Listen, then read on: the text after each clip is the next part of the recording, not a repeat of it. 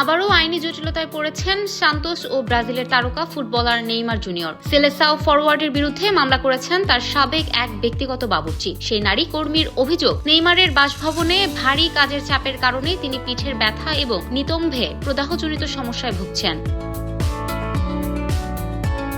সেই নারী কর্মীর অভিযোগ, নেইমারের বিলাসবহুল মাঙ্গারাতিবা মেনশনে তাকে অত্যন্ত অমানবিক পরিবেশে কাজ করতে বাধ্য করা হয়েছে। আদালতের নথি দেখে ব্রাজিলিয়ান আউটলেট মেট্রোপলিস এক প্রতিবেদনে এ তথ্য জানায়।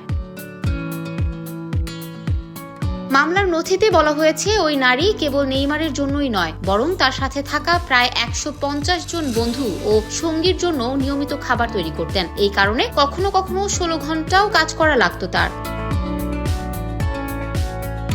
চুক্তিতে সোমবার থেকে বৃহস্পতিবার পর্যন্ত সকাল 7টা থেকে বিকেল 5টা পর্যন্ত এবং শুক্রবার সকাল 7টা থেকে বিকেল 4টা পর্যন্ত কাজের কথা থাকলেও তাকে প্রায় রাত 11টা বা 12টা পর্যন্ত খাটতে হতো। এমনকি সাপ্তাহিক ছুটির দিনেও তাকে কাজ করতে বাধ্য করা হতো।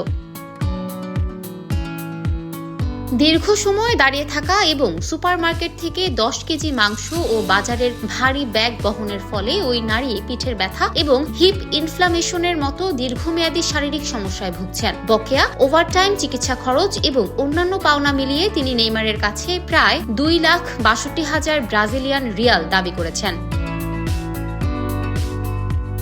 আদালতের নথিতে বলা হয়েছে, দাবিকারী কখনো কখনো দুপুরের খাবার পর্যন্ত খেতে পারতেন না। শ্রমজীবী আইন অনুযায়ী তাকে দুপুরের খাবারের জন্য বিরতি দেয়া হতো না। ওই সময়েও তিনি কাজ করে যেতেন।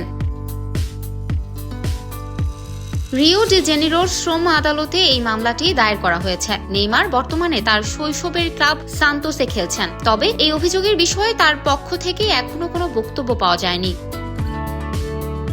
ইফফাত আরা আইরিন, ক্যাম্পাস টাইমস।